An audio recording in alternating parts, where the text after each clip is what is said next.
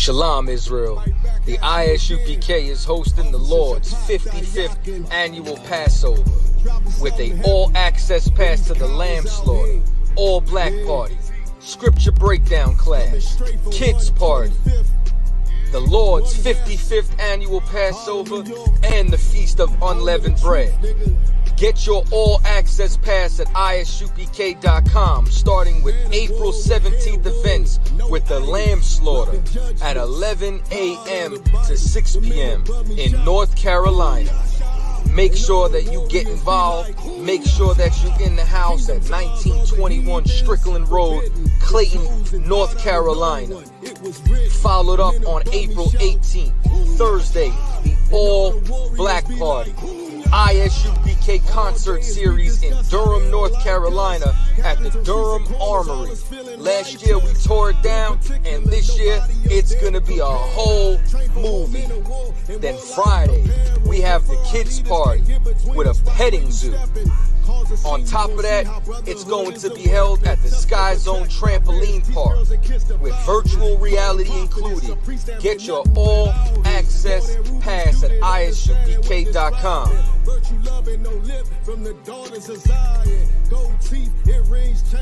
April 19th in the evening, General Mahaiman's scripture breakdown class. You already know we got the heavy hitter in the building, and it's going to be at the South Square Event Center. Make sure that you're in the house starting at 7 p.m. in Durham, North Carolina. Then April 20th, the moment you've been waiting for, the Lord's 55th annual Passover.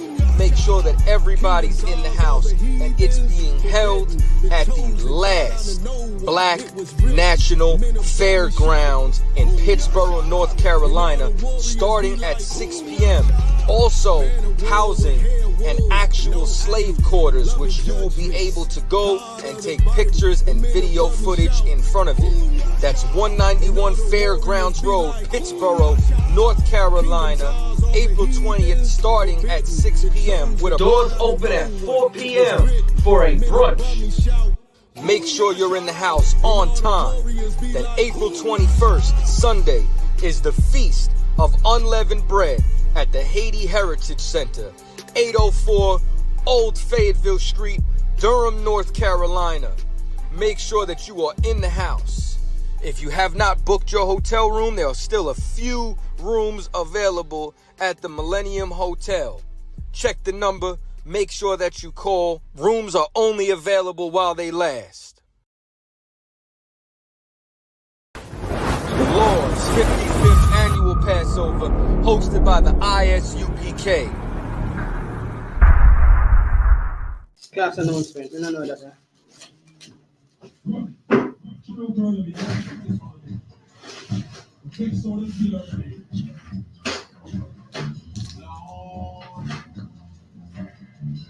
Oh. So carry all this and left it. That's something I don't know when I this at all. No, Unless they ship it up. We can start without the announcement. Let me call him on school, yeah? Yeah. They might not display class, so you gotta play music, the rest of the day. But I tell you, they don't make it. What are you? Shalom, Lord of Christ. You know, we can't find the announcement though. Security. Okay, I don't know what that. No, like, turn up now. We're looking down. It's not like, at the end of the Class. Okay. Okay, let's start.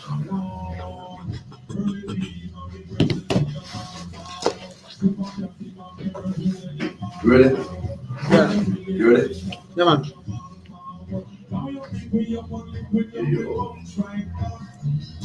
Shalom, this is the ISUPK out of 125th Street, Harlem, New York, under the direction of Commanding General Anna. Since 1969, we've been telling you that the real Jews and the children of Israel are black.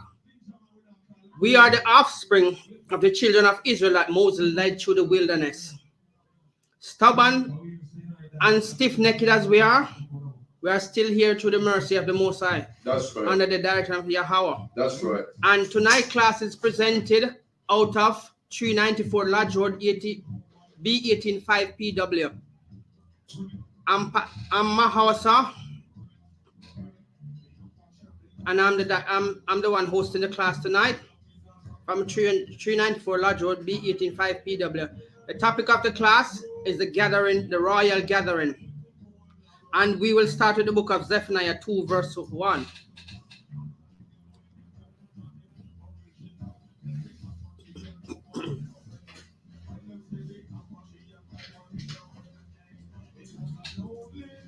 Ready? Okay. The book of Zephaniah, chapter 2, verse 1. Gather yourselves together, yea, gather together, O nation that not desired. Right.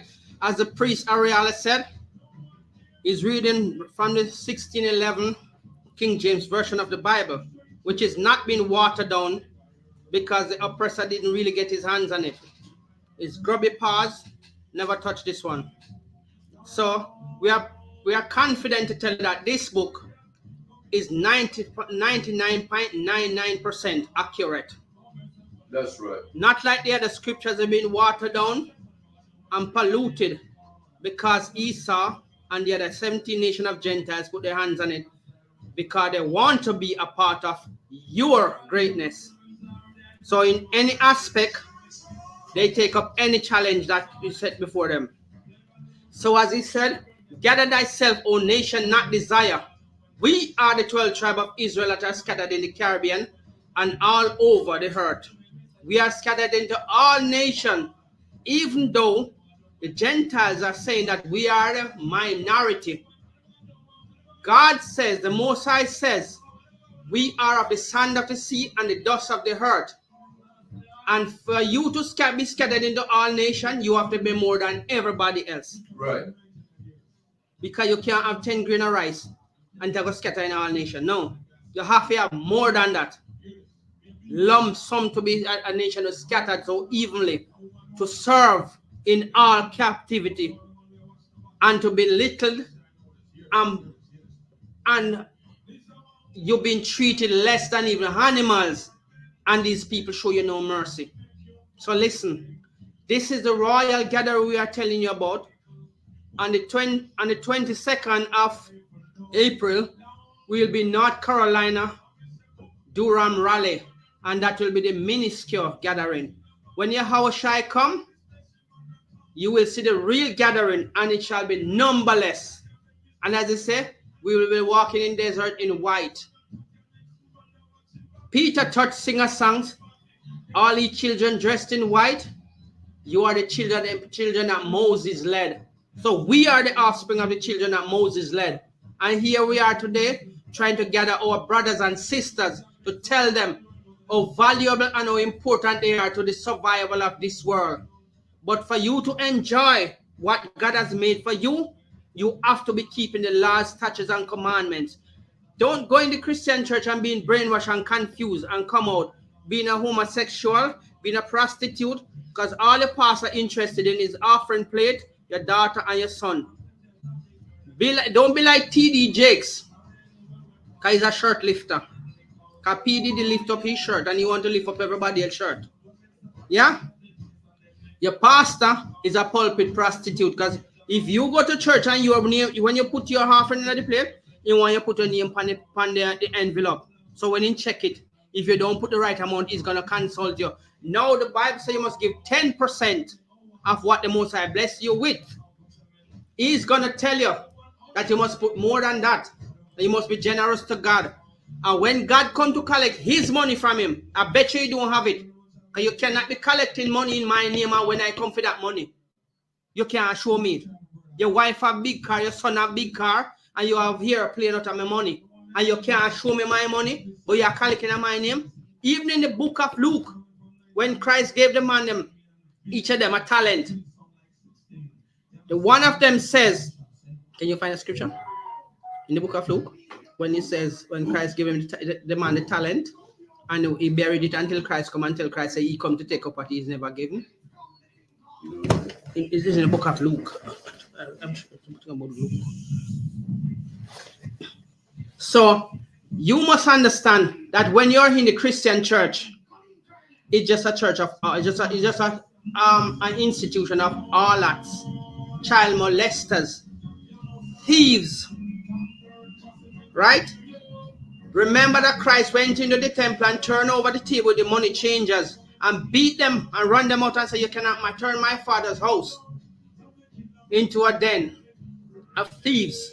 So basically, you must understand that when you hear that we must gather ourselves, O nation not desire, we, the children of Israel, are the only nation of people that is not desired. It doesn't matter where you go. It doesn't matter how light your skin is. They know that. If your father is black, it doesn't matter which other nation you sleep with, you are black. It doesn't matter the tintedness in your skin. They will ask you if your father is black, but if you don't understand why they ask you, let's tell you, they want to change your generic, right? And once you say yes, your father is black and he's from so and so, they'll say, okay, he's one of them, because they like to label you as one of them. Yeah, because they don't have no respect enough to tell you, say, okay, he's a children of Israel. They don't want you to know your full identity. No. I just wanted to add to what you say, you know. That's everybody saying, because a lot of our people believe that Bob Marley is our people. For example, Lenny Kravitz, them man, they're a white boy. Them man, they're from the seed of a white man, so they cannot possibly be our people. So that kid. Did you find that? Let me go to my priest. Anyway, what the priest just said, it's really heavy. It had weight to the point that I'm trying to bring across to you people. Our people, even though we can be quite prejudiced among each other, remember, we are a special people, and that's the only people that the Most High care about. He says, gather yourself. He never said gather all people. And he told you that he only loved the children of Israel and none else. Okay? So if you are going to get up and thinking that God is going to change his mind because you are sleeping with one of the other nation, and you might have kids with them, the kids will be saved because it's of your seed. But the woman or the man who the seed come from ain't going to be saved because he's not of the 12th tribe of Israel. Right. That seed line is a royal seed line, because that's the topic we are on for the last couple of fortnights back. You are a special people.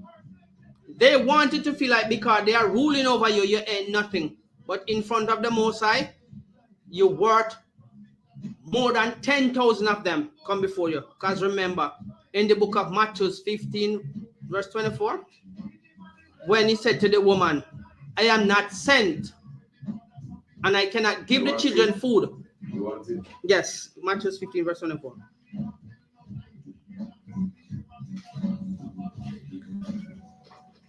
So the book of Matthew, chapter 15, verse 24.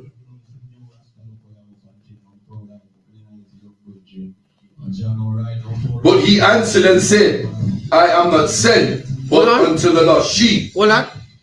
He said he was not sent, but unto the lost sheep. Who are the sheep? The children of Israel are compared to the sheep. He said, my sheep hear my voice. He never said the whole world. So when your pastor is trying to put us in a mixing bowl or skittle bowl and tell that we are all equal, there's no equality in God's creation. Look at the lion. Look at the tiger. And let's use a feline. Look at this. Look at the tiger. Look at the Black Panther. They are all cats from the same feline, but none of them part together. Look at the baboon and look at the orangutan. They don't part together under no circumstances, right? They know how hold their position in their rank. They don't join with anybody else or any other species of monkey because they know something is going to go wrong. So they separate themselves from the other species of animal and stick to their species, right? So you are the only nation of people who want everybody to love you. And you trying to love everybody and not getting back the love because they don't respect you, because you have no respect for yourself. The day you find respect and start doing what your God said, look what will happen. he will raise you up as he promised above all nations. So if you gather yourself as the royal bloodline of the Most High, you ain't got nothing to worry about, because all is already written for you. It's just that you need to adapt to it and adjust a lifestyle to it until you come out of the world. Just like we are living example that it can be done. We could be out there doing anything, all kind of stupid things. Drinking, smoking, gambling, sleeping around. But we decide that we don't want to be a part of this world. Because all is left in the world is vanity and the lust of the flesh. And you know what? If you worship the flesh, you shall reap sickness in your flesh. You understand? It's not about you getting up and running up and down. When you're a child, you do childish things. But when you become an adult, you need to break up your folly ground. God is not going to give you, the Most High is not going to give you something that you know you can't accomplish. Not like the other nation. When he tell them if they can stop the sea from making wave, he will cast us away from being his people. No. He tell them if he can number the stars of the sky, he will cast us away from being his people for the evil that we have done. Should I say sorry about this? If there's anybody online, you can type in any question you want. And I'm sure we'll be able to break down something that you may have understanding of it. Thank you. And if you find yourself with the other nation and they are treating you bad, why would you still want to be a part of them? Because it's not going to change. And remember, our biblical duty is not for everybody. Our biblical duty is specifically set out for us, the 12 tribes of Israel. Black, Hispanic, and Native Indians. Wherever we are scattered, the Spirit will draw us unto our people. And all you have to do, keep the laws, statutes, and commandments. It's not hard. You can keep the laws in this kingdom by going around gambling, stealing, and doing all manner of evil in this kingdom. And they don't respect you for it. They still look at you as nobody. They still call you spicks and spoons, wetback, and nigger. Because when they say nigger, they think that they are insulting you. The word nigger only means black. That's all it means. And it's on your birth certificate, so they are only making a fool of themselves. When they call themselves so-called white people, they don't even know that they are admitting that they have leprosy without the putrid sore. Yeah? So, God is black. Christ is black. The angels are black. And if you want me to break it down and show you different scriptures where you can prove to you that if a child comes from a so-called black person and his wife come into the house with a tiny baby, you're going to start questioning things. Because there's no way your wife, you and her are the same color, come from the same nation, and she's coming there with a tiny child, then you must have to ask what's going on here. Were you playing with the washpot, Moab? Because God called Moab a washpot. And we know back home in Jamaica, when we call a little boy a washpot or a runboat, you know, say, I come around our yard. So when God called Moab a washpot, I tell him, say, watch Moab, man. He win you anything. So watch yourself. Kind of loving washpot. So don't believe, say, when God says something and you're not happy. We can show in Romans 3 verse 3. Read for Romans 3 verse 3 for me, please. Romans 3 verse 3. The book of Romans chapter 3 verse 3. For what if some did not believe? Stop there. You see? When God said, gather yourself together, O nation, not desire, he never tell you to gather the other nation. He said, gather yourself. And if we telling you that and you don't believe, read on. Shall their unbelief make the faith of Yahweh without effect? Shall your unbelief, shall your doubtfulness, like doubtful Thomas, make God's word of no effect? No. It still stands. Hook, line, or sinker, the word of the Most High still stands. And if you want to go man cry your blue, purple, and green eyes out. It don't make a difference to God. Because God don't care about feelings. Right? Because if God was working with your feelings, what kind of God would he be? He wouldn't be punishing you when you do your wickedness and come laughing with him. And he can tell you everything you do before you even say it to him. 100% accurately. But no, you want to do your sinful deeds and you run, come and present your burnt offering, and then you go back out there, go do the same wickedness to your sister and your brother. Sleeping around with your next door neighbor, even though he's your brother, you're sleeping with his wife and molesting his daughter and his son. And you expect the Most High must, you come with your tears and believe your tears ain't going to solve the Most High. It don't work like that. You spitefully go there in the wickedness, so you must prepare for your judgment. Didn't you see what he did in the camp with the children of Israel? When they start sleeping with each other's wife, he tell Moses, find the man who sleep with their wife and kill him. Moses even asked, why have you done this to me? But Moses have to prove that he's a leader, a strong leader, and will carry out the duties of his God, our Father, Yahweh, in the name of Yahweh Shai. So when we are in this kingdom and a brother or a sister is doing wickedly in this kingdom, we must tell them, look, the world is expecting you to stay docile, to stay stupid, to be ignorant about who you are, because this is a time when you should be telling them, no, you ain't telling me who I am anymore. I know who I am now.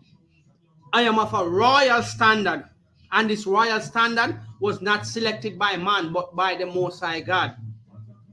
Right? So you must keep that biblical duty that is assigned to you and your people. So listen, if at any time you stumble, don't worry. Just like when you're a child growing up and you try to walk, your legs are not that strong and your balance is not that accurate. Countless times you stumble and injure yourself, and you brush off and you get up and you cry. Do the same thing with this. If you find yourself doing something wrong, go and pray. Because when this man that is ruling over you judge you, you can't tell him not the right to judge you. Because this is his kingdom, he's ruling in this kingdom. Because his father tell him to rule over this kingdom. And we know that the God of this earth is who? The wicked one. So we are living in a time where all of these prophets, from Moses down to Abraham, down to Isaac, down to Jacob, down to John, would like to see this time, the last days that we are living in. And don't think when we say the last days, it might end tomorrow. He said days. Don't forget it pluralize. When Jacob was on his bed, he tell his son, then gather yourself together and let me tell you what shall befall you in the last days. We are being dethroned from that time, and the other nation, oh, they love it. They revel in our sinful behavior because they wanted to stay in sin and neglect the laws, statutes, and commandments that you should be holding uprightly above all nations, that they may see you and say, yes, these people are wise people. These people are smart people. They start listening to what their God says. And listen, we ain't got nothing to lose. When you do this, we have to gain, because the Most High will not allow you to do something and not reward you. Because he wants the other nation to see that he's a God who kept his words. And while you keep his laws, statutes, and commandments, he will bless you and he will lift you up. He said, ask in secret and I will reward you openly. Read again. God. The book of Romans chapter 3 verse 3. For what if some did not believe? Shall their unbelief make the faith of God without effect? Loads of our people in these last days seem to lack confidence or fear of the other nation. They rather not believe, or they rather go to church and the pastor seduce them with lies and deceive them out of every penny they have. And they go home, they can't even pay their bills or anything. But when the pastors are not looking after the flocks, what do you think is going to happen to them? The Most High come and you collect money in his name, then you're going to have to pay it over in his name. And when you can't do that, it says, my sheep hear my voice. We heard his voice. And you know that you are of a people who went into captivity. You are the offspring of the royal bloodline, and you refuse to keep the laws in this. But you quickly keep a slave master law. Because if he tell you that you cannot stand at the street corner, you're going to move. That is keeping his laws. But your God law, which is supreme over all law upon the earth, and he give it to you as his royal bloodline, you don't want to keep that. No. You rather keep the slave master law, and the slave master still persecuting you. Because they know that any day you raise up and realize who you are, or the bloodline you come from, then his kingdom is done. And look, his kingdom is toppling over itself. People work tirelessly, and what they're getting for their pension can't even buy crackers and saltfish. Loads of them going to bed only eating a sandwich and a cup of tea, and they labor so much, and the pension can't even pay the bill when they get it. So you see, the more we raise up, the more they go down. Right. Don't forget the allegory in Genesis 25 verse 25. When Esau was coming up, Jacob hold on to his feet. So his kingdom is coming up, and as it is going down, it's pulling our kingdom up. So these are the last days when our kingdom is being pulled up. Wake up, Israel. Wake up out of slumber. You have much to do and much to gain. In this kingdom, ain't nothing for you. So if you want to live a life in squalor, and they had a nation laughing at you, I don't know what else you want.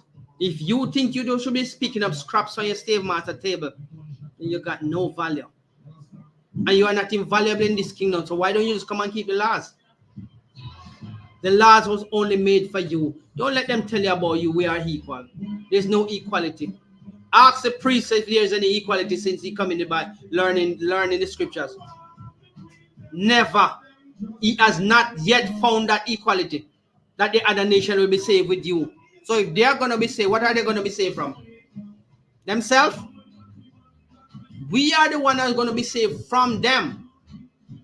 That's why Christ tell you, he come not but unto the lost sheep of the house of Israel. And in the book of in one of the scriptures, it says, and Mary shall have a son, and they shall call his name Jesus, and he shall save his people. He shall save his people. He did not say he's going to come and save everybody. Matthew 5:17. You want it? We have it in Matthew 5:17, but we have it. Give me Matthew 5:17. Is that one? So,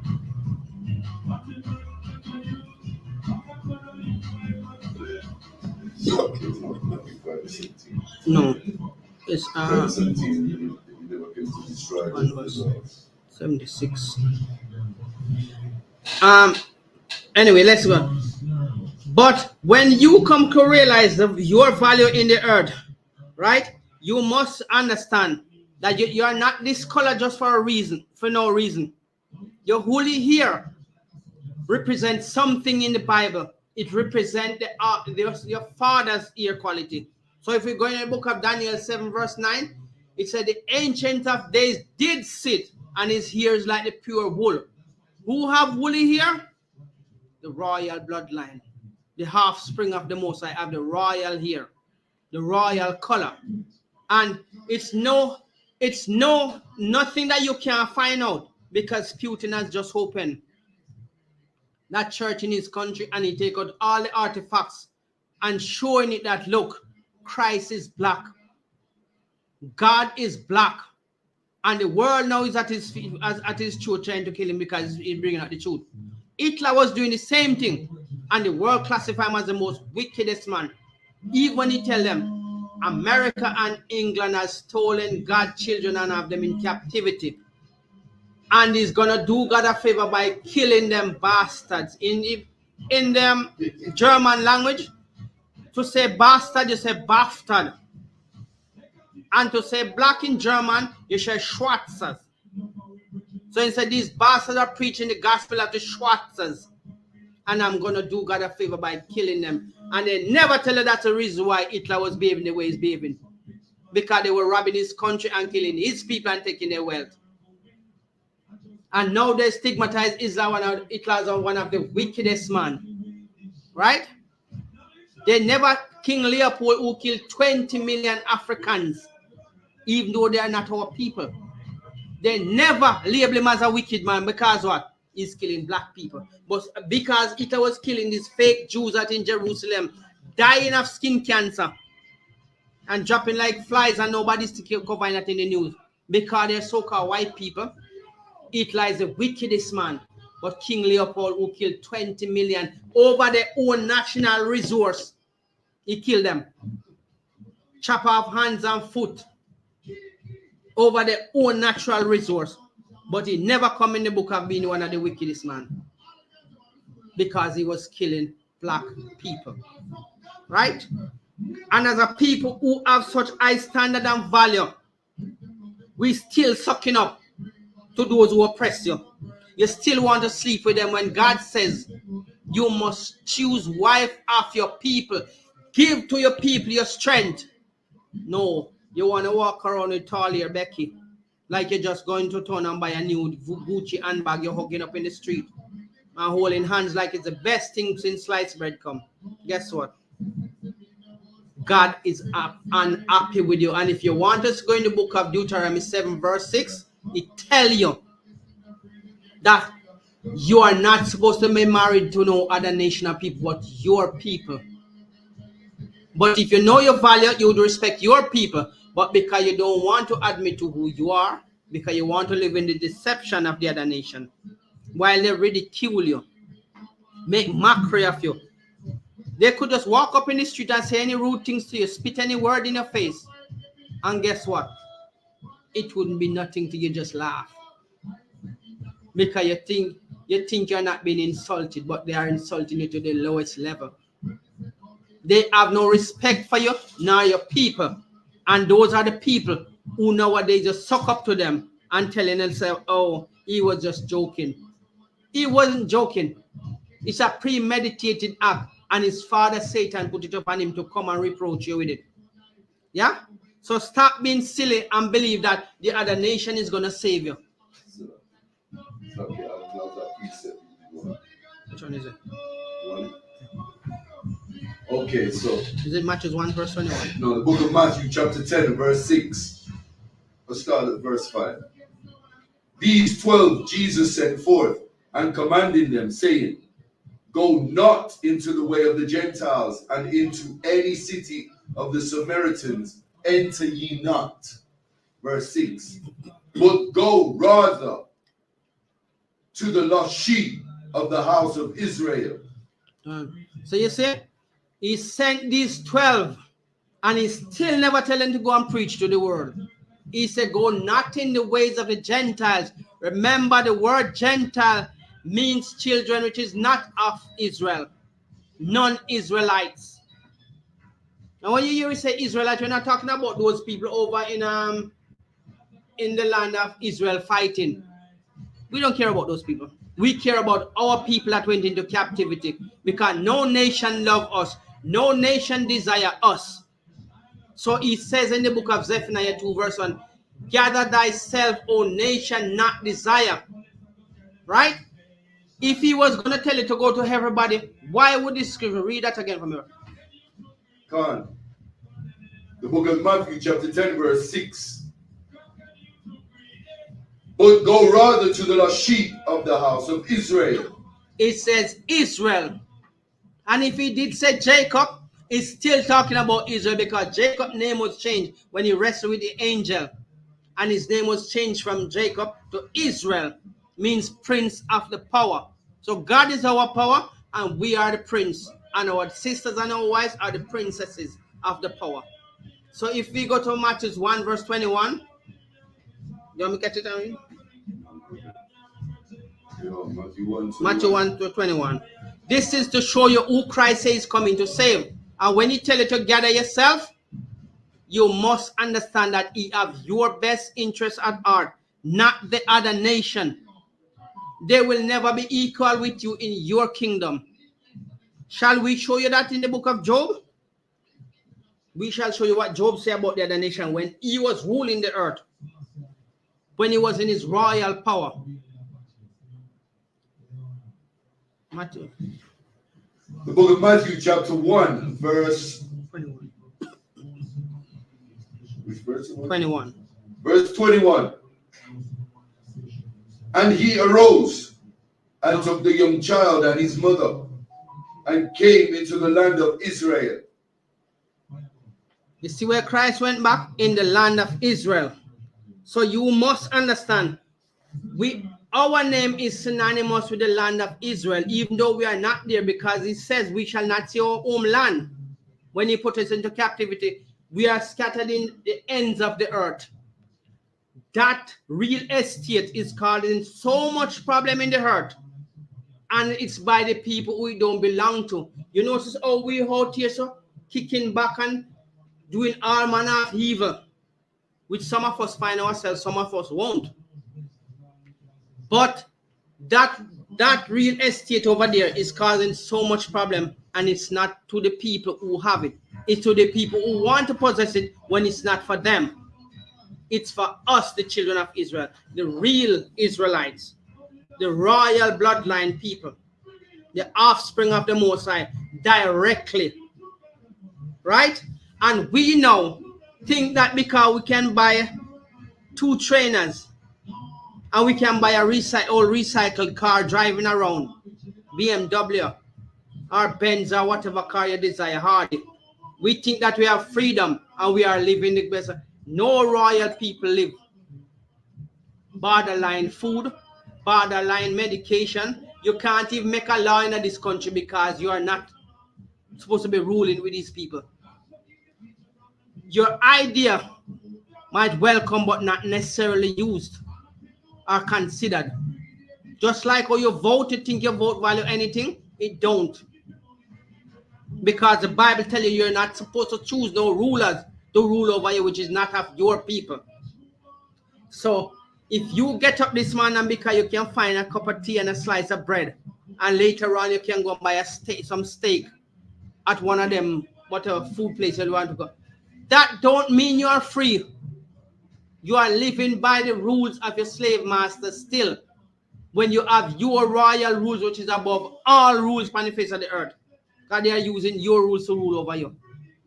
Even most I tell you, you're buying your own water. What does that tell you? You're buying your own water. So that means that everything was made for you. So why won't you come home and take what position of yours that these other nations stop abuse you? You're not even supposed to be paying tax to them. You become tributary to them. The taxman can tell you he's going to take this amount out of your pay and you have to live over what he gives you. It should be the other way around. And why is it you're so stubborn? Why is it you are so stubborn? And you are only stubborn against that which is your benefit. It will be beneficial to you, but you're stubborn towards it. What are you going to left to tell your children? That, oh, just live and die because life, that's what life is all about. No. When you are royal bloodline, you have a royal duty, and the other nation is jealous of you for that. And that is why they hate you. And they would want to do anything at all to upset you. So, can we go to Job 30, verse 30? Just to show them what Job said about the other nation when Job was in power.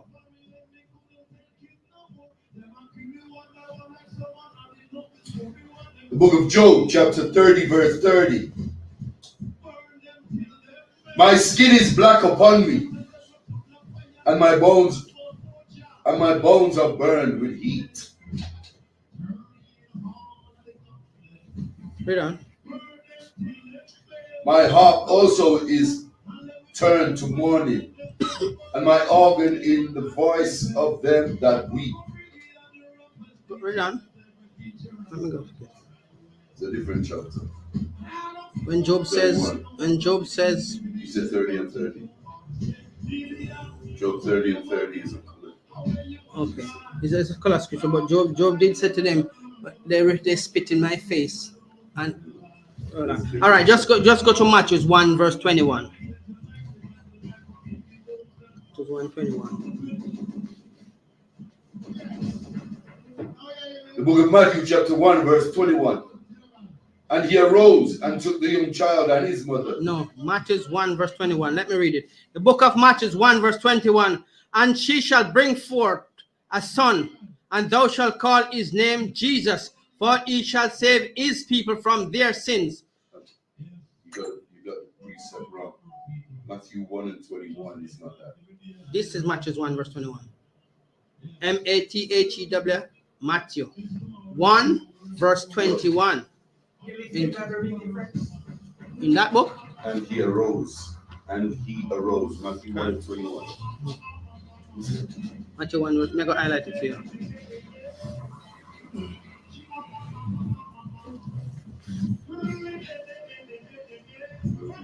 See highlighted grace, what? Yeah.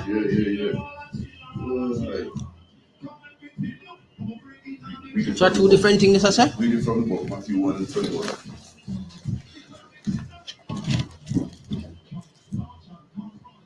Matthew 1 and 21. And she arose and yes, this is saying something different. Matthew 1 verse 21, yeah. 1. Yeah. Matthew 1 verse 21. No, in case it's wrong. You are wrong. You are reading 2 verse 21. Matthew 1 verse 21 is over this side. So you're reading from the wrong section. The book of Matthew chapter 1 verse 21. No, because the woman sit on that side. And you do that. So if it's something hot, you can move it. Yeah, you can move it. The book of, yeah, go on. And she shall bring forth a son, and thou shalt call his name Jesus, for he shall save his people from their sins. So you see, when he said to you, gather yourself, O nation, not desire, Mary shall bring forth a son, and he shall save his people from their sins. And you know what sin is? Sin is breaking the laws, statutes, and commandments. So if he's coming to save the world, what the other nation will be saved from? When they already have power to treat you. Can I take it from you? Yeah, I'm all right. I'm posting on yourself to listen. So that now, Richard? Yeah. That's Good. so being the royal bloodline of the children of Israel, we have that responsibility. We have that duty. And that duty is to gather ourselves for what? To be saved from the other nation. And the only thing can save us, we don't have no might in our hands, as they would be abusing us now. They're abusing us financially, physically, verbally, and every alley you want to go through to learn. That's what they're doing to us. And they're so prideful when they're doing it. And they're doing it with such sarcasm that you think, oh, they love you. No. They have never loved you from then, and they still ain't gonna love you now. Right. We wake up to bring you, we put our life on the line to bring you this. Right? And all you want to do is walk around joking and driving and wearing new trainers. That ain't gonna save you. Because when you leave this world, you ain't gonna go into have new shoes and new clothes. All of those, everything that come from the earth remain on the earth. Yeah? The spirit go back to the Most High. And you're going up there without your new trainers and your new car. Because you well happy to be living off scraps substandardly in this kingdom. What is the benefit of that? When you're being abused, you go to your bed, you might have to get up worrying. Really, what am I going to do tomorrow? What am I going to live off tomorrow? Because there's no certainty of you having a job. Right? You can't pay your bills, you have to come out. You have never seen a Christian. One of our people who was called Christian in Antioch. Yeah? You have never seen one of them begging bread. Right. Never, as long as you live. When you keep God's laws, statutes, and commandments, we will never beg bread. this pedigree, who we are, because your royal bloodline is a pedigree, right? All right, let's go to the book of Exodus 1 verse 18. The book of Because Exodus chapter 1 verse 18. And when they came to Reuel their father, he said, how is it that ye are come so soon today? right. So the sooner you come to the Most High, the better your life will be. Aren't you tired of fighting with the world? It says, those that are heavily laden, come to me and I'll give you rest. The other nation don't want you to rest because the punishment is upon you. You will never find no rest in this kingdom.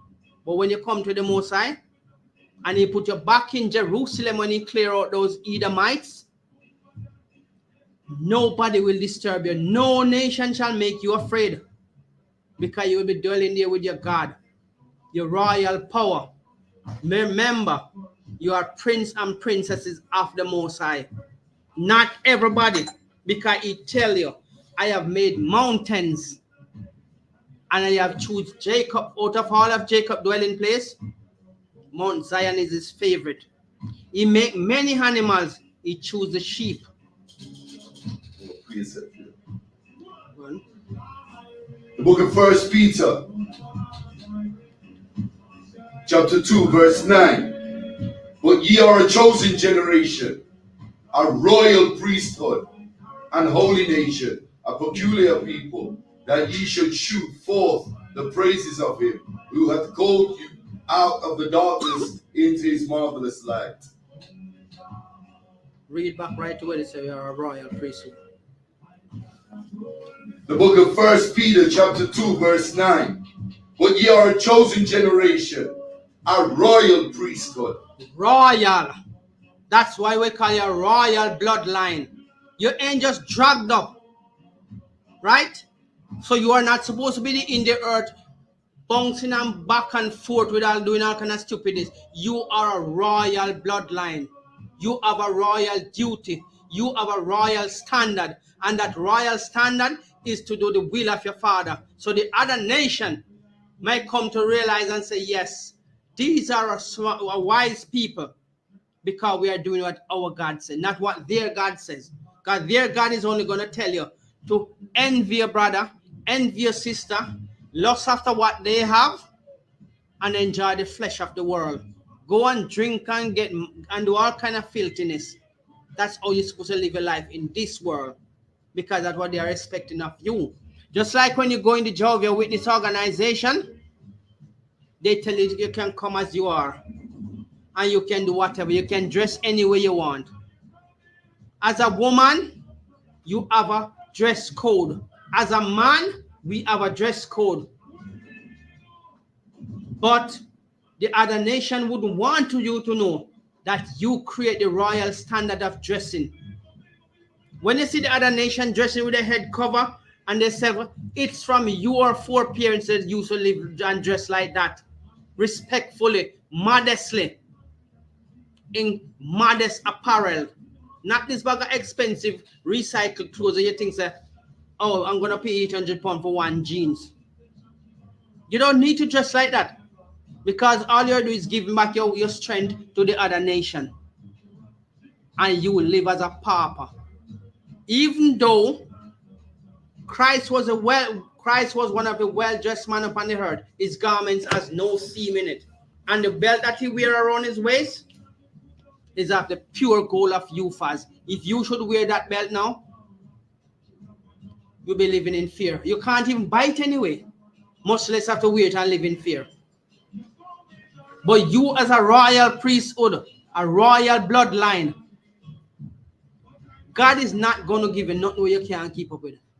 He tell you, come to me and I'll give you rest.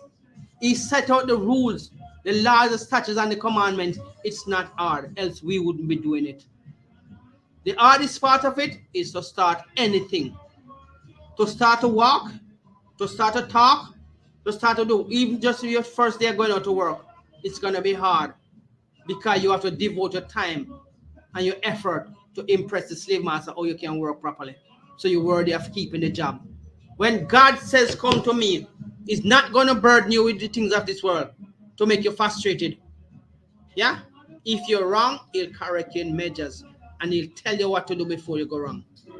Just like He lead the last of the commanders, our forefather when they were ruling the earth.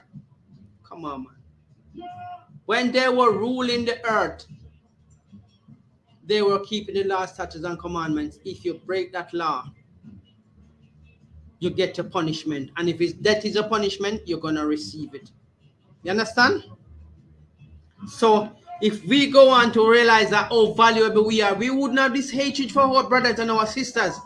And I just see that when you do the thing, you get envious. You get jealous because you can't wait your turn. You don't know how long they've been suffering before their blessing come. But the moment you see them, you just like a teenager come the other day and you want to get rich and you want to live better than everybody. Getting riches is all right. But if you don't know how to manage the riches, what's the point of it? You're going to destroy yourself with it. The world must look at us with lusty eyes because we are the chosen people. Right. We should be reigning above them. Why are they still reigning above us? Even though chattel slavery is over, you still carry their name, so they still look down on you. You're still following their rules, they're still looking down on you. Nothing is wrong with obeying the laws of the land because the laws of the land come straight from the Bible. And it was your laws anyway. But because they are ruling, they want to make you think that they make all these good things and all these laws are about them. It will never be about them. It will never be given to them. No or never. When they go into captivity, you're going to see who the real rulers of the earth are and who they're going to follow. Because without this law, what would you be? Tell me. Running up and down like wild people doing wild, stupid things. Like they used to call it the Wild West and everybody could just pop out a gun and shoot each other. But this law that was given to your forefather, you are the one. You are the one supposed to be upholding it to make the world look at you and says, I wish I could be like those people. But no, you don't want that. You want to be equal with them. When there is no equality from the beginning, in the middle and in the end, ain't no equality. The people that you supposed to be loving, you hating them. And the people that you are supposed to be hating, you loving them. What's the benefit of loving those who love you and not loving those who you hate, which is of your people?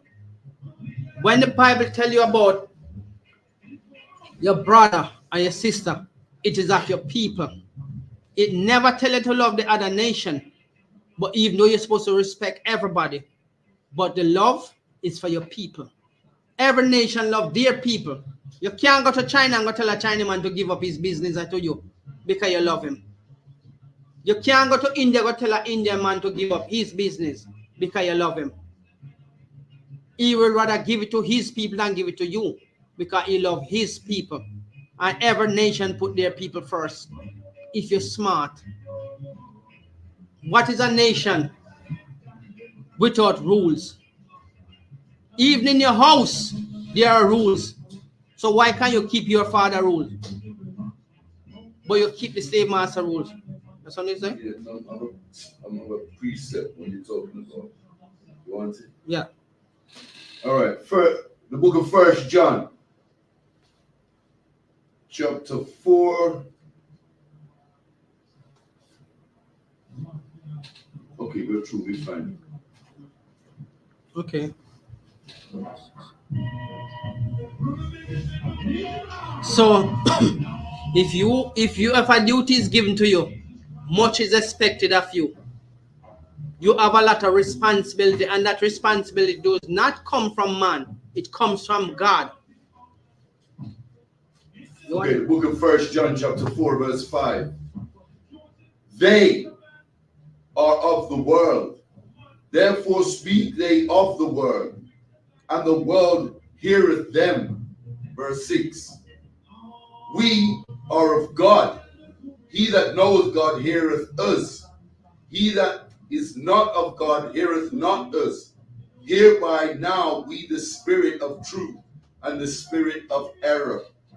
Right. So you see, this was only speaking to the people who will hear the word and come to the word. You are the people who must hear the word and do the word, because the kingdom is not going to come by you sitting down.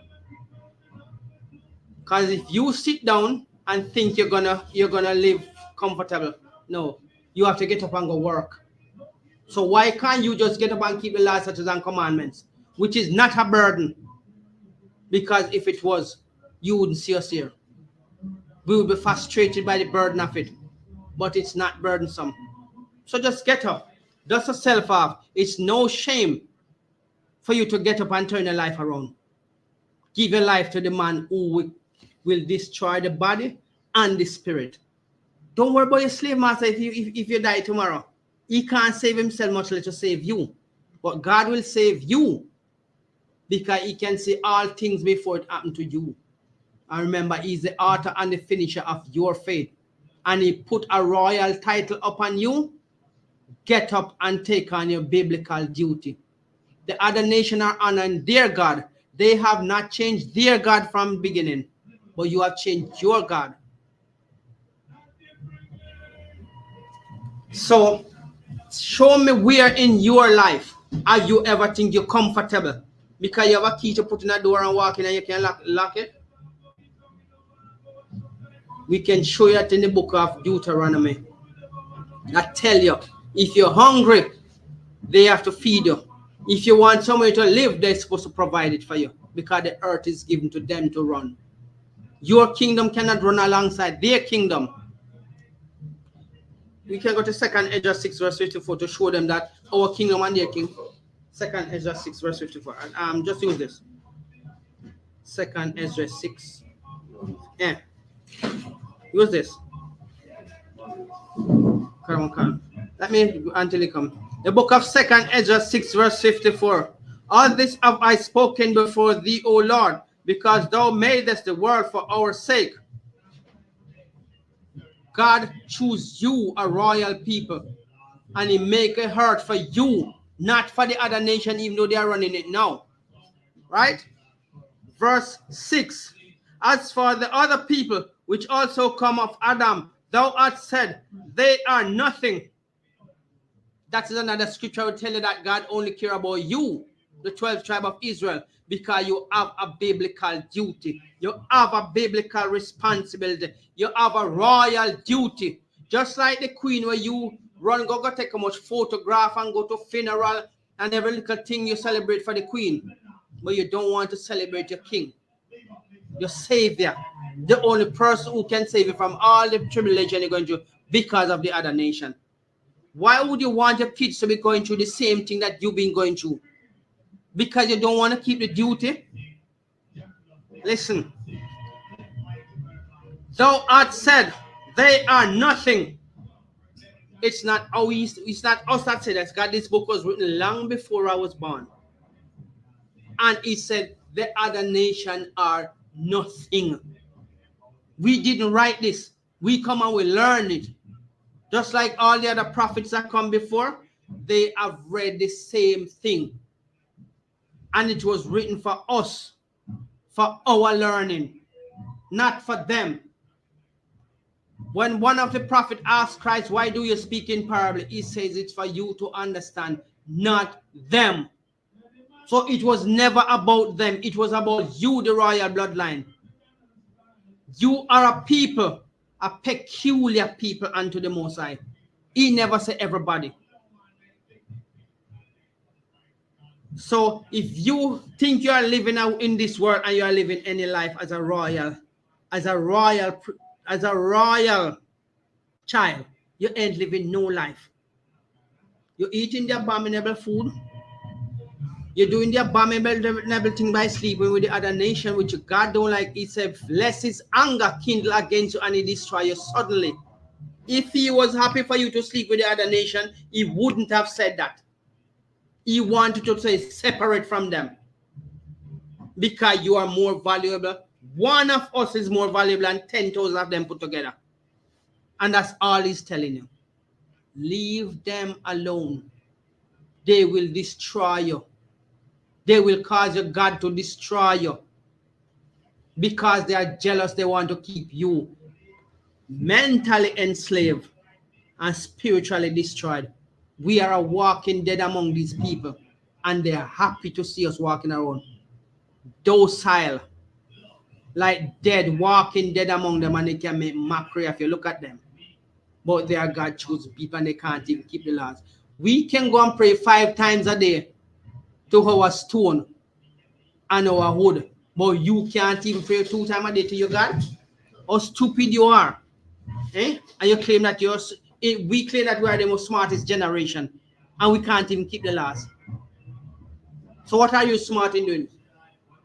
You'll be like the Hamites, the wise in doing evil, and you want to be wise in doing evil against yourself and your God, and causing all kind of problems to your children, because they are the nation. They love it, you know.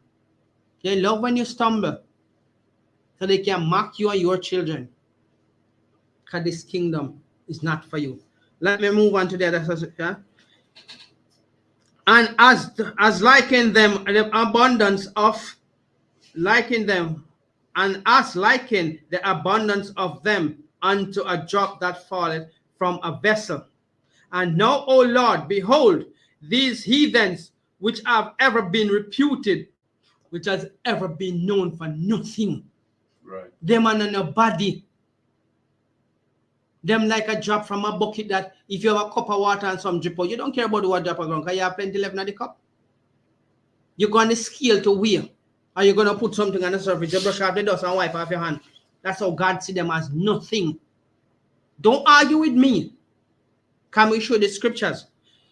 Because you can't even argue with God anyway. So if you want to argue with you, we have the precepts. All you have to do is just listen. Carry a pen and pencil and we show you.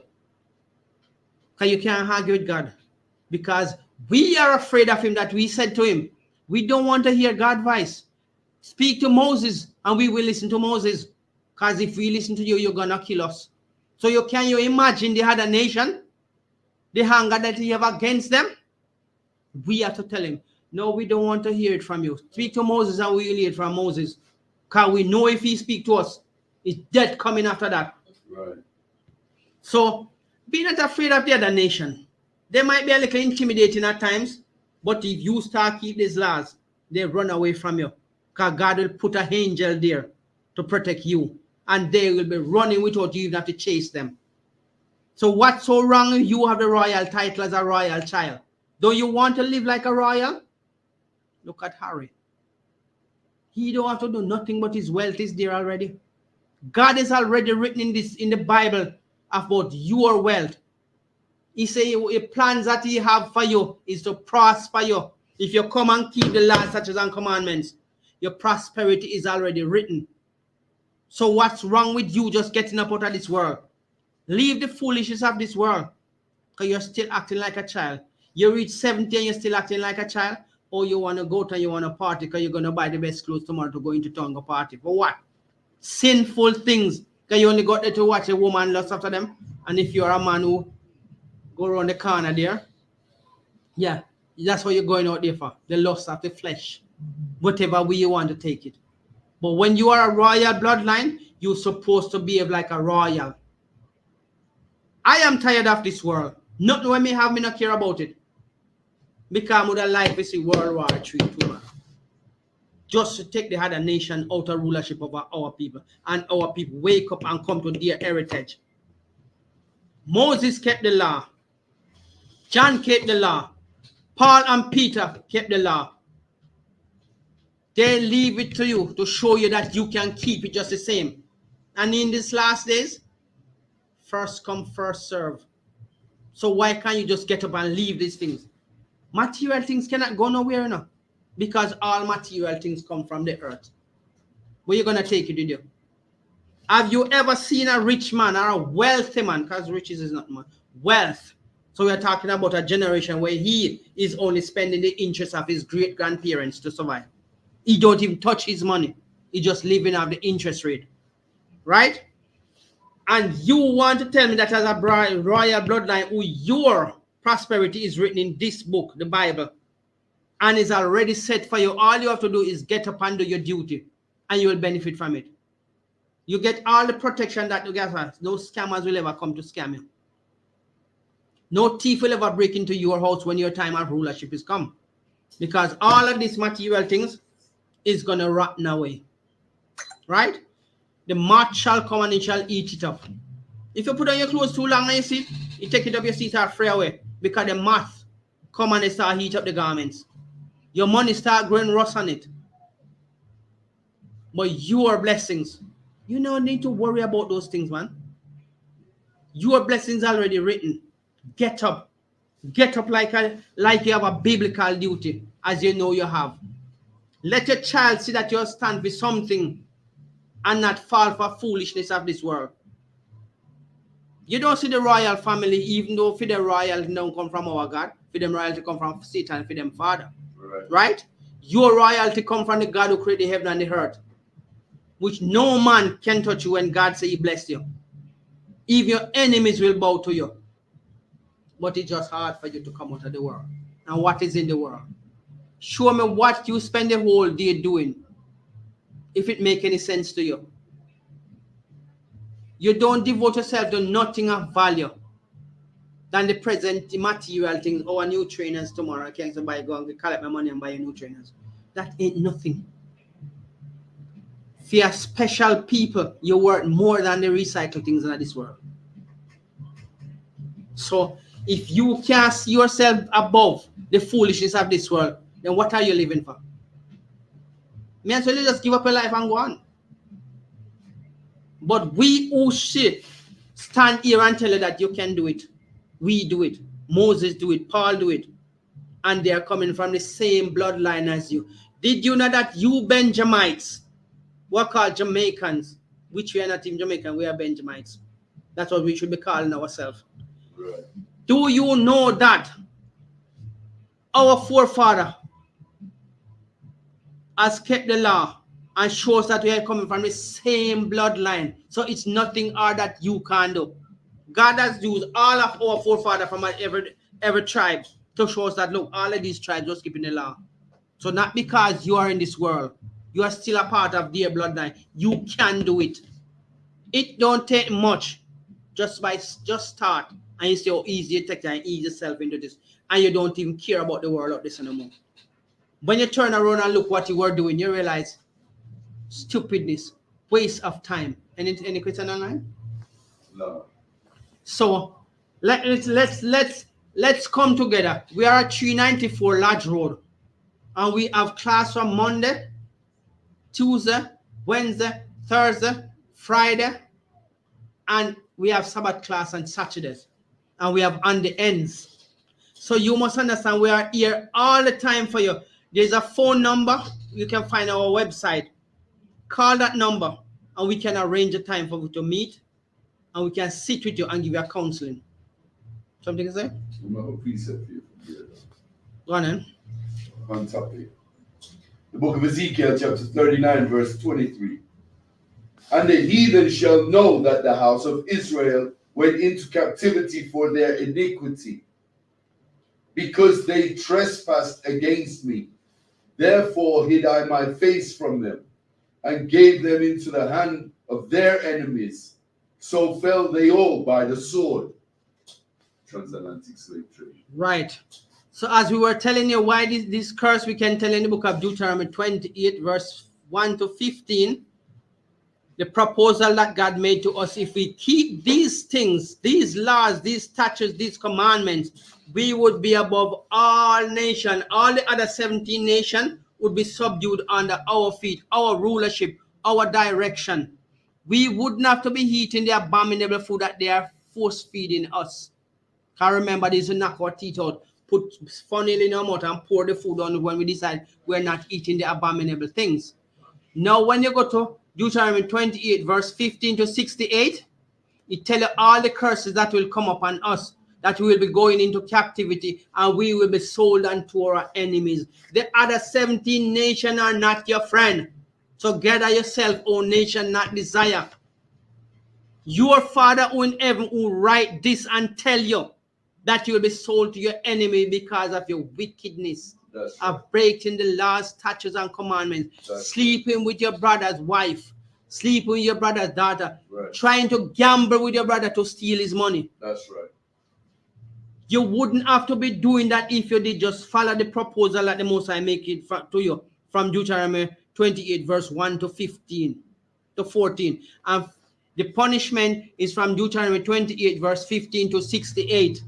For the want of all things we shall serve our enemies. And you still think these people are going to love you? Come on, man.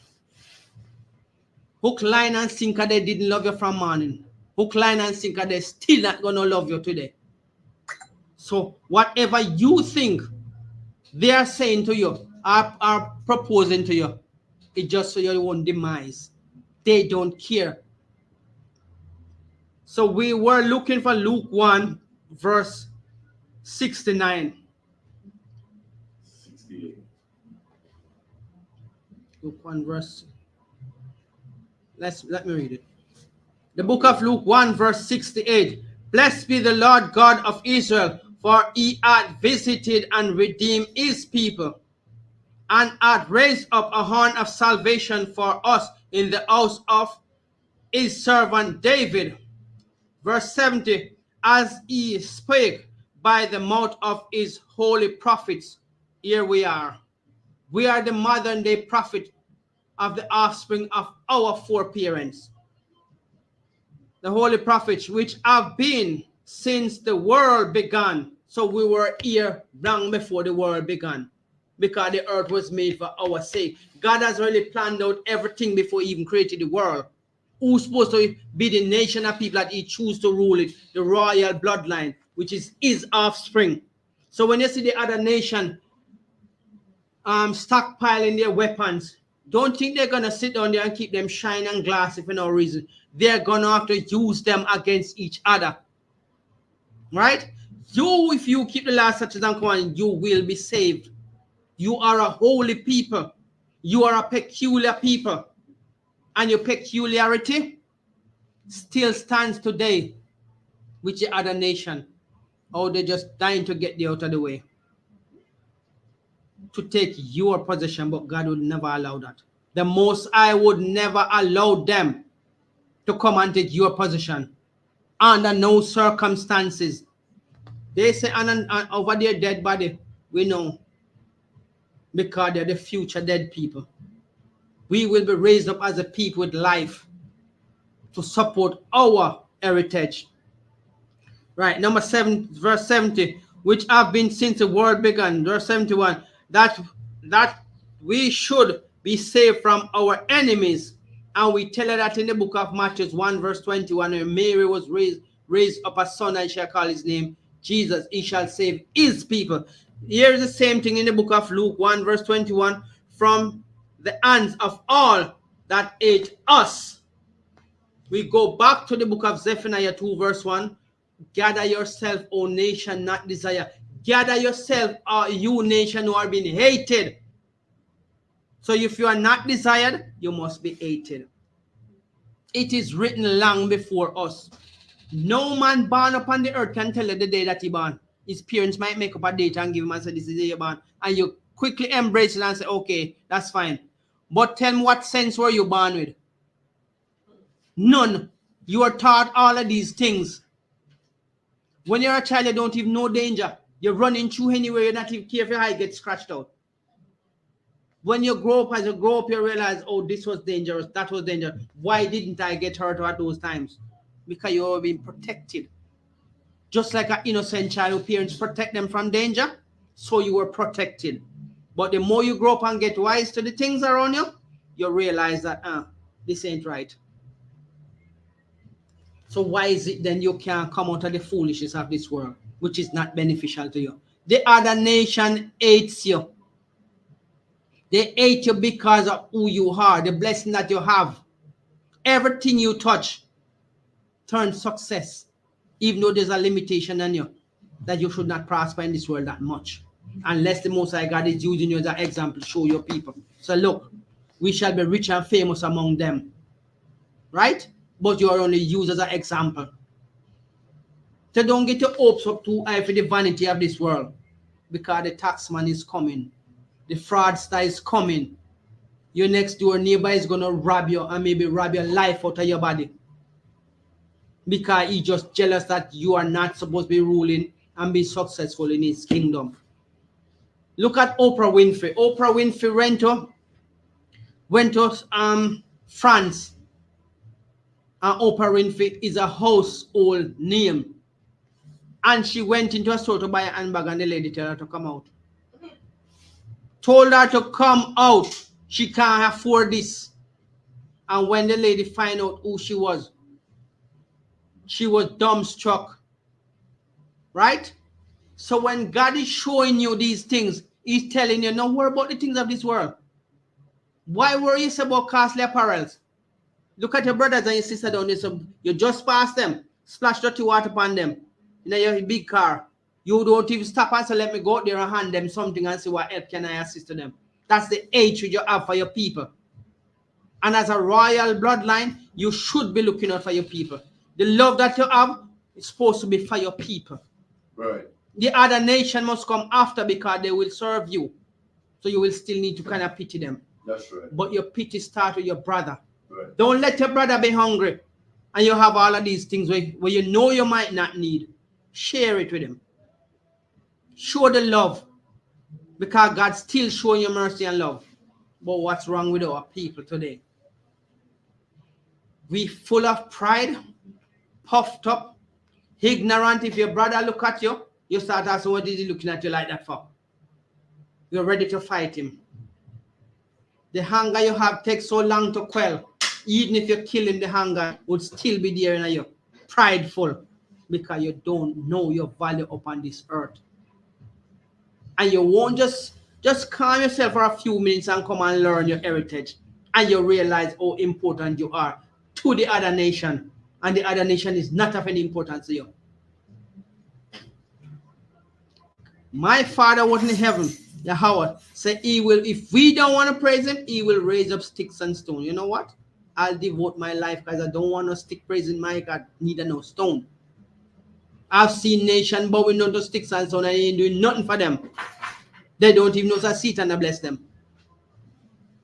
So I rather know, so I devote my time to come and do this as my royal duty. Right. So who are you to just sit down every day expecting, oh, nothing not happening for me? What are you doing for your God? And he tell you that he will bless you. But if your slave master come and knock on your door and say, come out here and do this, and you're not gonna get paid anyway, you find ever strength in your body. I'm gonna have to go out and do this right now. Even though I'm not getting paid, but at least I'll make him happy. So why can't you do the same thing for your God, and your God is gonna reward you? It's no point of you trying to make your slave master happy, because he don't like you and he will never love you. So what are you trying to prove? You gather yourself, you look into a nation who cannot save you.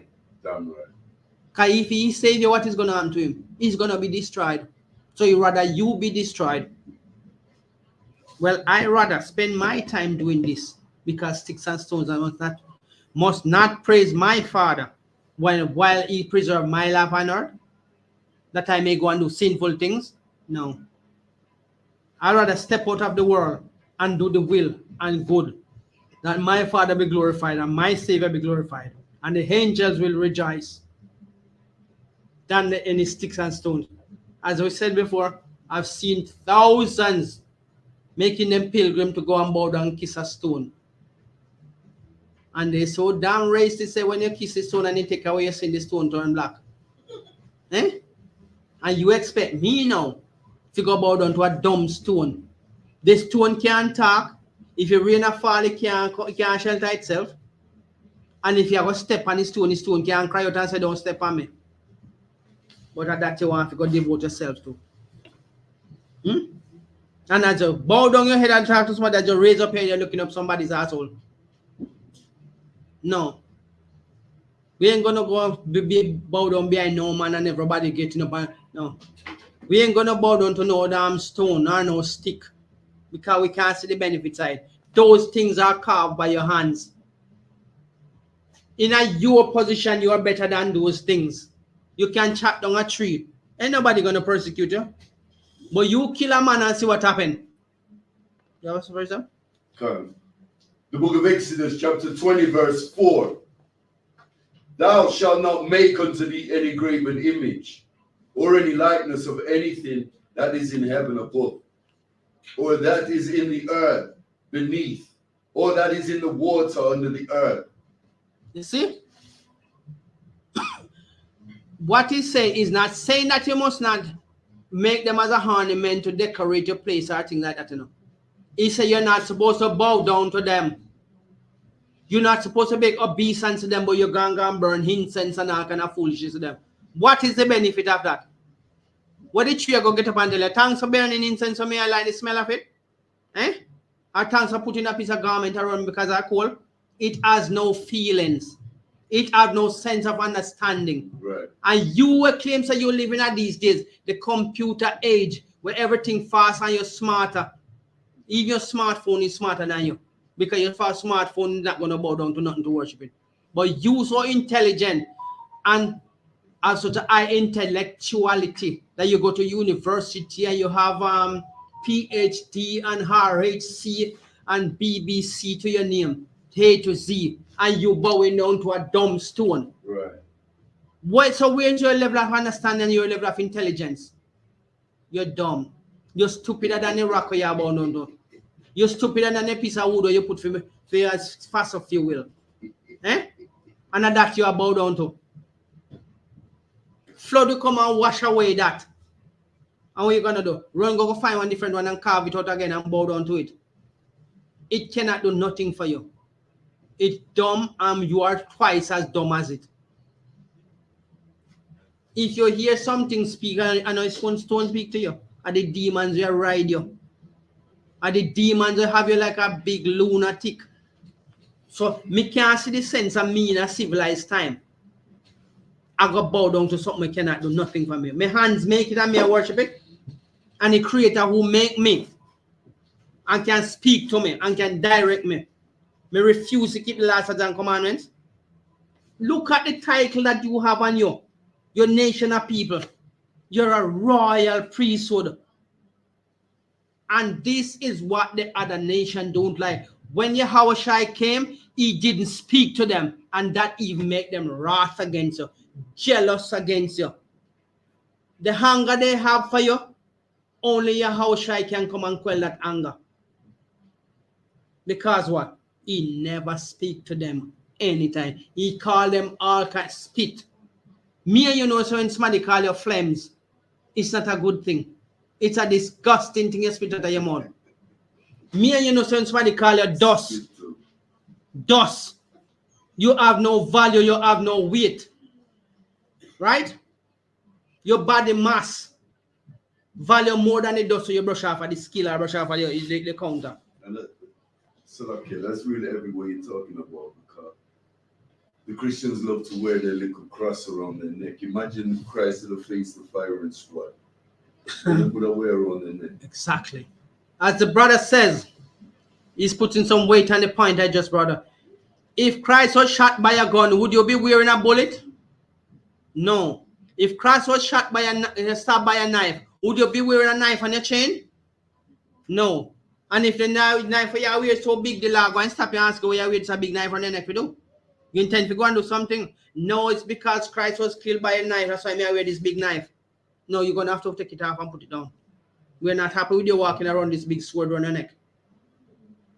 So, it's easier for you to walk around with your, as the Bible says, can a man forget his trinkets? Walk around with this piece of trinket than to keep the law, statutes, and commandments.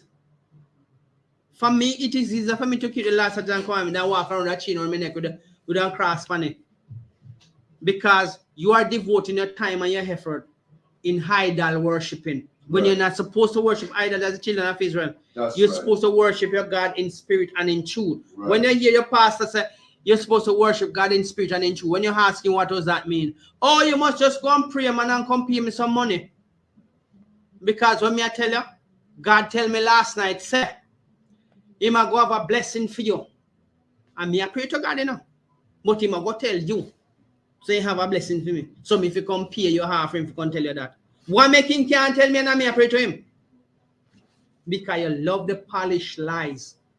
You love them when they seduce you with lies and come and tell you, oh, you don't have to tell us the right things in the Bible. Just tell us something close to it. We're happy with that, Pastor. Hey, Pastor, we notice your car won't change, you know. Pastor, now come to you and ask you, sister, your bills them all right? You pay for your medication this month? Is any family member that you have having like issues or we can help out with? No, I'm not interested in that. You make sure, sir, when you look on the envelope in the plate and you see your name, and you say, let me see where Sister Serena put the envelope this week. Because last week you didn't do so right now, we're going to see if I'm going to improve this week. Tell Sister Serena, say, he must come under the vestry because we need to have a word. Then Sister Serena, you know, she and people 5 on your offering plate. You tell me, say, God, now bless your whole week gone. Him nobody want to hear about your problem, you know. Because you want to make him money short. Because him supposed to put a certain amount of money in a fee bank account for the month. And when you fall short, he might fall short on fee target. Because his wife want to go and do her nails and go on holiday. Him now ask you how your house are running now. Boy, you have no mice in your house, so you want to come see if you can do something and get rid of the mice out of the house. Eh? Your house want like a paint, make see if the church brother then can do some renovation. No. You just put your half in plate and keep your problem to yourself. You know what I know? As long as you put your money in a half in plate. You see how they treat God choosing people? Eh? You are a source of income for them. Paul, go get up, go work. All of them have a profession. Christ, Yahushua, was a carpenter. Paul was a tent maker. Peter was a tent maker, and Paul was a fisherman. They have the profession where they can live off of. Your pastor profession is to collect your paycheck and tell you how much you must put in the offering plate. And when you're hungry, don't come here. Go and pray. God, and that's real heavy, you know, what you're touching on there, because you see our own black pastors, our so-called black pastors, they've appointed themselves our community leaders because they were not anointed from the Most High God. The book of Jeremiah, chapter 23, verse 1. Woe be unto the pastors that destroy and scatter the sheep of my pasture, saith the Lord. See? That's all they're interested in. They don't interested in gather God choosing people. But don't forget, it's a woe be unto you who scatter my children astray, sheep astray, and have not gone to visit them. And it's real heavy because most of our people don't know the terminology of the King James Version. Woe means to destroy. Woe means destruction or to destroy. Let me read it again. The book of Jeremiah, chapter 23 and verse 1. This is regarding our own black pastors, our so-called black pastors that led us out of slavery in 1865. Woe be unto the pastors that destroy and scatter the sheep of my pasture, saith the Lord. Woe be unto you. Woe is a warning. Woe be a me unto you if you don't change your ways. Woe be unto you if you continue to do this to my people. The woe that is coming is a destruction. But the verbal woe is to wake you up. Change your ways. Because when you hear the word woe, it comes a rumbling, woe be unto you. So it's a pre-warning for you to change your ways.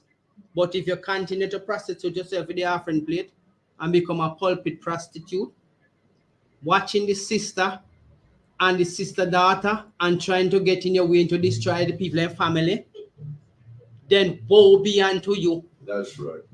As a royal bloodline, you should be setting example, encouraging people to stay together in marriage, work out your differences. Even how I say when you're your man or your yard or you're your woman or your dad, problem. Stay at your yard and work it out because the church will always be here. Yeah? Right. So don't come here with your problem. And leave your problem at your yard. Solve your problem at your yard because you're not going to worship me in spirit and in truth. And in spirit and truth, you're going to worship me. Your pastor cannot break down what is spirit and truth. It is the last statutes and commandments. Because the word is the spirit and it is life. So leave these people when you're in the church and you ask them some kind of question and tell you, oh, just forget about the Old Testament because those are done away. Christ come and change. Christ don't come and change nothing. He only come and start the burnt offering. That's all he did because he come as a lamb to the slaughter. He is the burnt offering. He is the sacrifice. And as a royal priesthood, you should have known that duty. Because that's what the priests used to do, burnt offering. The book of Matthew chapter 5 verse 17. Think, this is red writing, this is Christ speaking. Matthew 5. Verse 17. Think not that I came to destroy the law or the prophets. I am not come to destroy, but to fulfill. To fulfill that part of the prophecy which said, I come as a lamb to the slaughter to redeem Israel. That's the reason why Christ come, to redeem the royal bloodline back to the Most High. So when you ask your pastor what is spirit and what is truth, he won't be able to tell you because all of him intention is to destroy your family and to make you broke. Take your money off of you and tell you lies. If you think you brag to your pastor and say, Pastor, I can't pay my rent this week, all the church funds are go cause Peter and Paul and all of them who collect it, you should distribute it back in the church so we could take care of our bills and our needs. You might tell yourself you got prayer. It's like you're not praying hard enough. But him when I pray, and you him if you can't money can give. Sow a seed. And you have the sow seed is 50 pounds. So like the bills you're talking about is the pastor's vacation money, his car insurance, his mortgage. That is all you're paying your tithes and your offering for.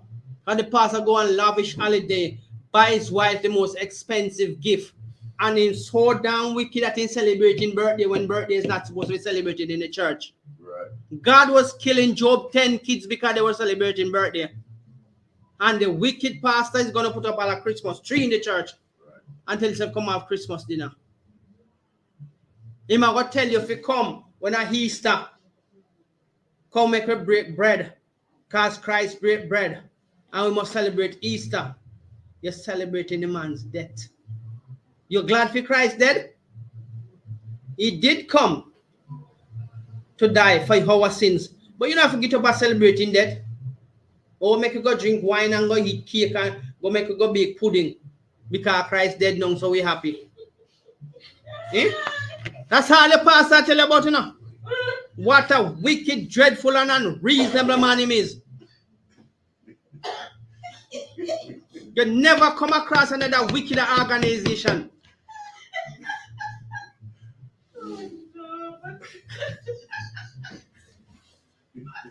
Sometimes it come like it give me inside fever to me when me looking at wickedness so them people are up on the hurt. Eh? Yes, man, sometimes what a when we see all the people man knock on your door and talk about them put Bible pamphlets. Me have to get up the other man and go and talk to this Jehovah with this man very sternly and ask him who this man is. Him said Jesus. Me say, do me in Bible where this tell us say Jesus. And when we go into Revelation 1 verse 14. Which man I take away? One black man will pass on a true man black wife I put and I'm a push a little baby in a pram too, Yeah. You see how devoted them is? We serve Satan. Right? And then put the pamphlet to the white Jesus from me door and me say, no, me hear the door knock until they sat there number just supposed to knock the door. When me go down and me hear like you window up and me hear somebody attack and like somebody we push up me and me look and me say, oh, Jehovah Witness, you still go. I went downstairs and I put on my shoes and come outside and call the man and his wife and the little baby in pram. Me say, you're a wicked man. Look at what you are teaching this child to walk around putting this white image to people. There is nowhere in the Bible that Christ said you should go and knock on anybody's door. He said, when you go to a house, you must stay there, eat and drink until you're ready to leave. Never tell if you go knock on nobody's door and preach nothing. Right? The only time you're supposed to get up and try to knock on your door is if your brother, no matter what hours a night or hours a morning, if he come and need you, don't turn him away. Help him. Even if for the Sabbath, help him. But you take up your picnic and your wife and a walk around and put this wicked barbaric image in a Romans 1 verse 23, the abominable image that make like unto a man. Right? Let's get that Romans 1 verse 23 from him. What? Romans 1. Yeah. Romans 1 verse 23. You sure not 25? Let's read that from Romans 23. The book of Romans chapter 1 verse 23. And charge the glory of the uncorruptible. And changed the glory of the uncorruptible God into an image made like unto a corruptible man. So you know, say that image when the man show you the white image, a corruptible image that make like unto a man. That's the only image you see come on TV. I say my Christ. And in full of passion. Right? He's so full of passion that when you look on him, when you walk around, his hands so gentle that when he touch all the people them. It's like he might caress them, don't like how you say caress them, then cat when they sit down and sit to them. Eh? That is a wicked, seducing spirit. Make like unto a man, a abominable thing. And that's what everybody gravitate into worship. The man is a homosexual. And everybody want to worship, have him in their house put up. The man that sees a Borgia in poisoning sister husband, in raping sister, and in killing own brother. And that is the man that see the picture of Michelangelo there? I paint out the black images them. I turn them into a white image. And knowing so that man was his boyfriend. And that thing used for worship. When they tell him there's no historical image of Christ being white. Him said, paint one, find one, make one. And they choose Pope Alexander VI of Rome, son, as the model image. Caesar Borgia, the abominable image in the Roman book of Romans 1 verse 23. Yeah, let me finish this up. The book of Romans chapter 1 verse 23. And change the glory of the uncorruptible God into the image made like to corruptible man, and to the birds, and the four-footed beasts, and the creeping things. We jump to verse 25. Verse 25. Who changed the truth of God into a lie? Who changed the truth of who? Who changed the truth of God into a lie? Who changed the cobblestone? Who changed the truth of God? No, the Catholic Church. Who changed the truth of God into a lie? Into a lie. See? The abominable image. The lie. The deception that this thing come with. We have self-hate down to the last core of your vein. You carry a grievance to your brother. It's so run so deep that all months when you not see him, the moment you see me kindle. Your wrath kindle again against your brother because what? He mean tell you the truth. That's right. And you not like it. Right. Because you love white Jesus so much. That's and you love Master so much because Master look like white Jesus. Right. But the moment me show you say, God is black, the angels are black. And we can start from Daniel 7 verse 9, then we can go Daniel 10 verse 5, we can go to Revelation 1 verse 14, we can go to the book of Ezekiel to tell you that the angels are black. We can go to Jeremiah 14 to tell you Judah mourneth and the gates of language they are black. We can go to Genesis 2 verse 7 to tell you that God made man from the dust of the earth and he looked just like you.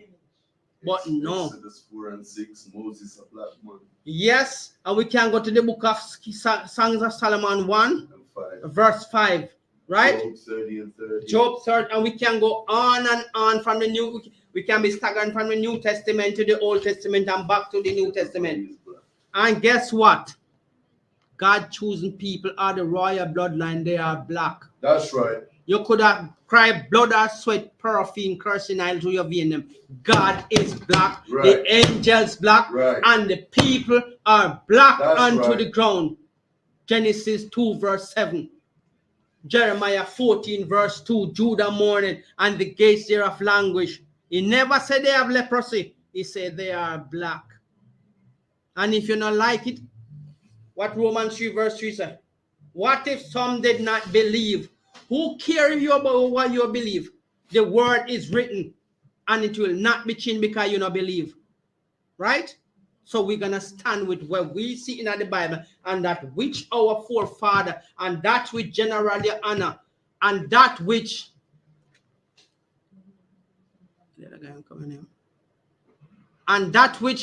the captain has shown us precepts upon precepts, and we will teach you the same thing. If you want to change when you find the truth, it's up to you, but you and God will have the last word, not me and you. Understand? So, as we have told you, this will be the last topic on the royal bloodline. Next week, we will take another topic and we will run with it and break down the precepts as best as we can. With this, we give one courteous salute to the officer. And the class over. And the class, let me hand the class over to precepts. You have your announcement? Yeah. Okay. We are having class over to Officer Ariella with the announcement.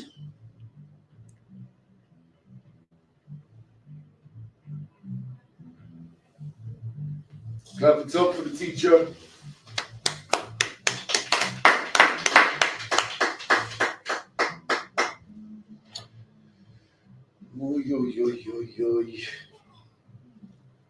These are the ISUPK security announcements. We are the ISUPK, started out on West 125th Street, Harlem, New York, under the command of General Yohana.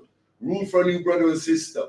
When a new brother and sister comes into the school, they are off limits for 6 months. They are to be saluted only. They are here to share themselves of the world.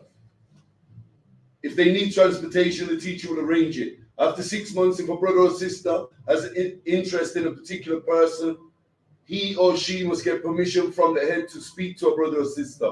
There is another 6 months period. There's another 6 months in which the brother and sister will court each other. After this 6 month period, the brother and sister will get permission from the head to marry. Tithes, which is a commandment. Numbers 18 and 21, Malachi 3 and 8 to 10, means a tenth in the Hebrew, Mahaya Shara. 10% of every penny of any increase the Lord gives you. Give to the treasury department or teacher. Priest fund, free will offering for priests, not mandatory. Whatsoever amount you would like. Upcoming holy convocations, the 20th of April, the Lord's High Holy Passover. We're taking it to Durham, North Carolina, USA. Okay, remember Israel, pay your tithes. Reminder Akyam. Reminder Akyam and Akwa to check the bulletin board in the hallway. If anyone wants to be a trooper in the school, to start wearing all black boots, shirt, pant, headband, and scarves. And with that, we're going to give the teacher one courtesy salute. Men of Israel, I'm Madiam. I'm Madiam Shabbat. I'm Madiam. Barak. Yahweh Shim Yahushai Brakatah. Yahweh Shim Yahushai Brakatah. Yad Yamata.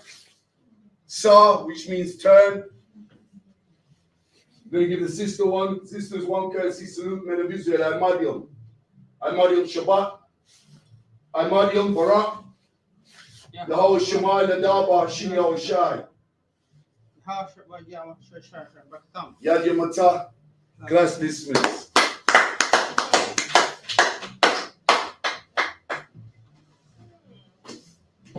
Industry.